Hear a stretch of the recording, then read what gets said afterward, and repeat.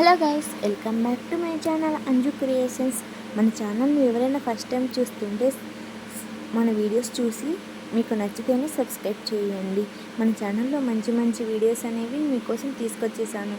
నేను ఈ వీడియో చేయబోతున్నాను మీ అందరికీ ఇప్పటికే తెలిసే ఉంటుంది, ఎందుకంటే తమ్నైనా అందరు చూసే ఉంటారు కాబట్టి నేను ఏ వీడియో చేశానని మీకు తెలిసిపోతుంది. నేనైతే మొదటగా 2 హ్యాపీ బిస్కెట్స్ ఏ సూపర్ మార్కెట్లో అయినా ఏ కిరాణా షాప్లో అయినా దొరికేస్తాయండి. అవి ఒక 2 తీసుకున్నాను. ఒక 10 రూపీస్ డైరీ మిల్క్ తీసుకున్నానండి. అలాగే ఒక యూనో ప్యాకెట్ అనేది తీసుకొని వీటితో నేను ఏమేమి చేశాను, ఎలా చేశాను అనేది చూసేద్దాం పదండి.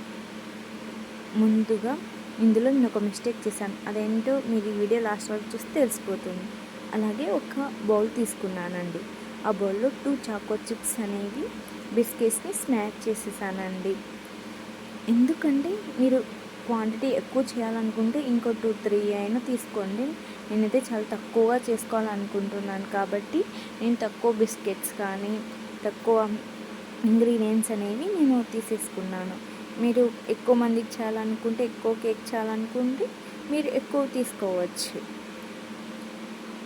సో వీటిని స్మాష్ చేసి నేను వీటిని మిక్సింగ్ బౌల్లోకి తీసుకున్నప్పుడు షుగర్ కూడా యాడ్ చేశాను. ఎందుకంటే కొందరికి షుగర్ అనేది ఇష్టం ఉండొచ్చు, కొందరికి షుగర్ అనేది ఇష్టం ఉండకపోవచ్చు.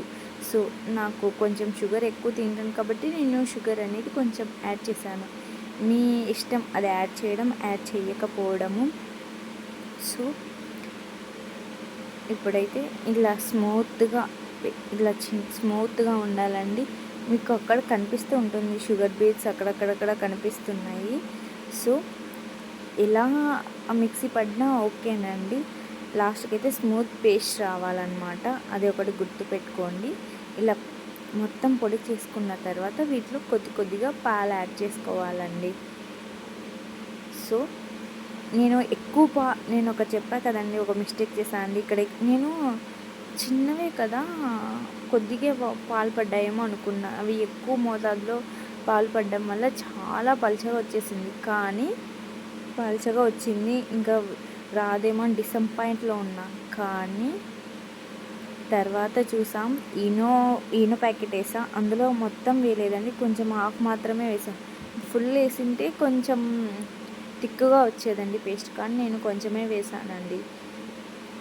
మ్యాక్సిమం హాఫ్ వేయడం మేలు, ఎక్కువ వేసుకోవడం కూడా మంచిది కాదు. సో నేనైతే హాఫ్ వేసానండి. నాకు ఫస్ట్ టైం చేస్తున్నా కదా, కేక్ ఎలా వస్తుందో ఏంటో, ఫ్లాప్ అవుతుందో అనే ఉద్దేశంతో నేను హాఫ్ మాత్రమే వేసేసాను.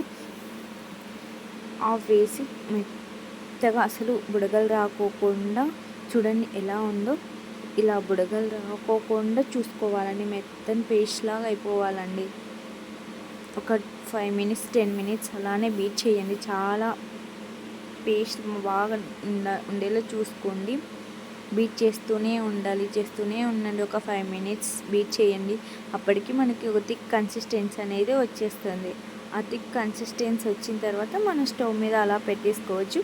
వీటిని ఇంత బీట్ చేస్తేనే అంత బాగుంటుందని మన కేక్ ఫ్లఫీగా లేకపోతే స్మూత్గా ఉంటుంది, లేకపోతే మన కేక్ అనేది సరిగా రాదండి. నేను చూపిస్తాను చూడండి. ఇప్పటివరకు ఇలా వచ్చేంతవరకు నేను బీట్ చేశాను. చాలా అంటే చాలా మెత్తని పేస్ట్ లాగా వచ్చేసిందండి. ఇలా రావాలి. ఇలా వచ్చిన తర్వాత ఒక బౌల్ తీసుకోండి. ఆ బౌల్కి ఆయిల్ అనేది అప్లై చేసేయండి. అప్లై చేసిన తర్వాత నేనైతే మన ఇంట్లో ఉండే గోధుమ పిండి అనేది యాడ్ చేశానండి. మీరు ఏదైనా యాడ్ చేసేయండి. నేనైతే గోధుమ పిండి యాడ్ చేసి ఆ తర్వాత స్టవ్ మీద పెట్టేశానండి. ఎందుకంటే నేను వీడియో నేనే షూట్ చేసుకున్నా కాబట్టి ఒక చేయినే యూస్ చేస్తున్నాను. సో అదొకటి ఒకసారి చూడండి. ఇలా చేసుకున్న తర్వాత ఇలా నేనైతే మొత్తం గోధుమ పిండి అనేది మొత్తము బౌల్కి మొత్తం ఇలా చేస్తాను. నెక్స్ట్ స్టవ్ మీద సాల్ట్ వేసి ఒక బౌల్ పెట్టి ఆ బౌల్ పైన ఈ కేక్ బ్యాటర్ అనేది పెట్టేశానండి. పెట్టేసి నేను మ్యాక్సిమం ఒక హాఫ్ అన్ అవర్ వరకు కన్ఫామ్ ఒక 40 మినిట్స్ వరకు నేను బేక్ చేశానండి. ఎందుకంటే నేను కొంచెం పలుచగా చేయడం వల్ల అది వస్తుందో రాదని చాలా టెన్షన్ పడ్డా లాస్ట్కి మాత్రం కేక్ బ్యాటర్ అయితే వచ్చింది. చాలా స్మూత్గా ఉంది. మీకు చూపిస్తాను చూడండి, నేను ఎలా ఏం చేశానో మొత్తం చూపిస్తాను చూడండి. తర్వాత చాక్లెట్ ఉంది కదా, డైరీ మిల్క్ చాక్లెట్ 10 రూపీస్, దాన్ని బీట్ చేసేసానండి. బీట్ చేసేసి చాక్లెట్ కేక్ అయితే ఇలా వచ్చేసింది. చూడండి, మీరే చూడండి ఎంత స్మూత్గా ఉందో కేక్. నేను చేతిలో పట్టుకున్న అంత స్మూత్గా ఉంది కేక్, అంత స్మూత్గా వచ్చింది. దానిపైన ఈ చాక్లెట్ సిరప్ అనేది అప్లై చేసేసానండి. అప్లై చేసి కొంచెం డెకరేషన్ అనేది చేశాను. డెకరేషన్ అంటే ఏం లేదు, జస్ట్ ఆ చాక్లెట్ సిరప్ని దానిపైన రఫ్ చేసేసి పైన నేను కొబ్బరి పొడి పెట్టేసాను. 1% 2%కి అయితే ఇది ఈజీగా సరిపోతుందండి కప్ కేక్ లాగా.